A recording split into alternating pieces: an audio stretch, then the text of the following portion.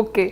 ఏంటి అంటే మీరు అంటున్నారు కదా ఆయన ఇంటర్వ్యూ చూస్తాను ఖచ్చితంగా ఎంత రాత్రైనా సరే అని చెప్పానంటే ఆయనలో మీకు అంతగా నచ్చింది ఏంటి?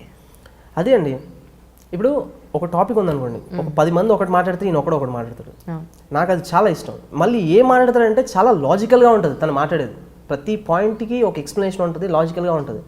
And my way of speaking second year దాకా ఒక రకంగా ఉండేది. అతను చూసినప్పుడు ఏమైందంటే కంప్లీట్గా నేనే మారిపోయింది. ఆ కైండ్ ఆఫ్ స్పీకింగ్ కానీ, ఆ కైండ్ ఆఫ్ ఆలోచన కానీ, ఇవన్నీ అంటే తను ఇప్పుడు నా మీద తనకి ఇంట్రెస్ట్ ఉండకపోవచ్చు. నేను చెప్తాను కదా, మీరు కలుస్తానంటే చెప్పండి. యా, మీరు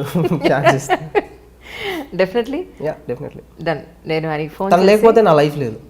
and I can say this on record, media ముందు చెప్తున్నా. తను నన్ను ఎంత ఇన్ఫ్లుయెన్స్ చేశాడంటే, నా ఫ్రెండ్స్ ఒక 5 ఉంటారు, వాళ్ళందరికీ వర్మ పిచ్చి ఎక్కించా.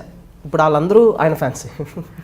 మై గాడ్, వర్మ గారికి ఇంత హార్డ్ కోర్ ఫ్యాన్ ఉన్నారంటే నేను నమ్మలేకపోతున్నానండి అసలు. అది కూడా ఒక సివిల్ స్క్రాచ్ చేసిన ఒక పర్సన్. అతను క్రైమ్ చూసే విధానం అవ్వచ్చు, ఇంకేదన్నా అవ్వచ్చు. అతను ఫస్ట్ నేను ఇంటర్వ్యూస్ చూసాను కాదు, సినిమాలు చూసేవాడిని. అక్కడ నుంచి ఇతను ఎవరు అని తెలుసుకోవడం స్టార్ట్ పెట్టా. అప్పటి నుంచి అతను సినిమాలు చూడడం అనేసి అతను చూడడం స్టార్ట్ చేశాను. సత్య అవ్వచ్చు, కంపెనీ అవ్వచ్చు, one of the best movies I ever watched. మళ్ళీ టైం ఉంటే మళ్ళీ అవే చూస్తాను. ఒక్కొక్కసారి 100 సార్లు చూసినట్టున్నా. సత్య అయితే నాకు గుర్తు కూడా లేదు. ప్రతి సీన్ ఎపిక్ అని ఫీల్ అవుతాను, ప్రతి సీన్.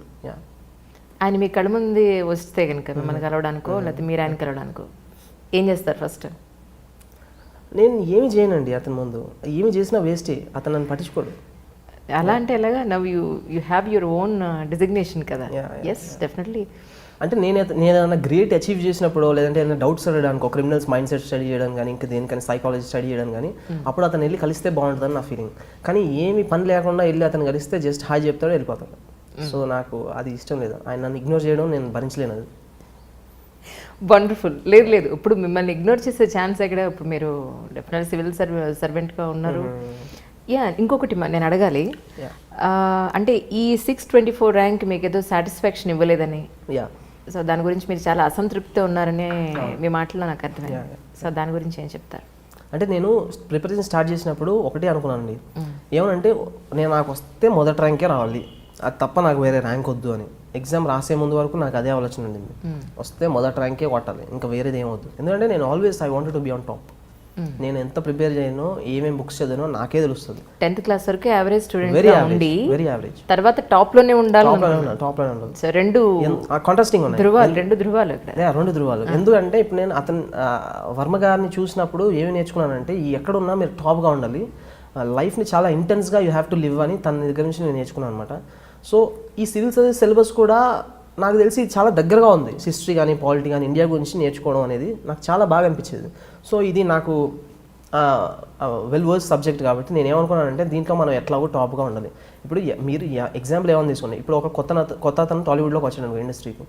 అతను ఏమనుకుంటాడు, సినిమా తీసేటప్పుడు యావరేజ్ సినిమా తీద్దామని అయితే రాడు కదా, హిట్ సినిమా తీద్దామని వస్తాడు, సూపర్ హిట్ సినిమా తీద్దాం. అలా నేను కూడా దీంట్లోకి ఎందుకు వచ్చానంటే, ఫస్ట్ ర్యాంక్ కావాలని వచ్చాను. ఇప్పుడు ఏదైనా పని చేసినప్పుడు we want to be on the top. So నేను కూడా I wanted always first rank. But something went wrong, ఏమైందో తెలియదు. ఇప్పుడు నేను ఒకసారి ఇన్ ద హైండ్ సైడ్ ఒకసారి రీకాల్ చేసుకుంటే కొన్ని బ్లండర్స్ చేశానని నాకు తెలుసు మెయిన్స్లో. అండ్ హోప్ఫుల్లీ నెక్స్ట్ టైం అవి రిపీట్ చేయకుండా ఉంటానని నా ఫీలింగ్. ఇంకోసారి రాస్తారైతే రాద్దామని అనుకుంటున్నా. ఇప్పుడు నాకు హోప్ఫుల్లీ ఐపీఎస్ వచ్చే ఛాన్స్ చాలా ఎక్కువ ఉంది. అండ్ నాకు ప్రిఫర్ చేసిన క్యాడర్ కూడా వస్తుంది. సో రాయడంలో అసలు అర్థమే లేదు. బట్ బెటర్ ర్యాంక్ నాకు కావాలి. I want to launch my self in to the society with a better rank. That's your mental satisfaction. And I'm not for 624 is not for me అని నా feeling. ఇది ఇంకెవరిదో.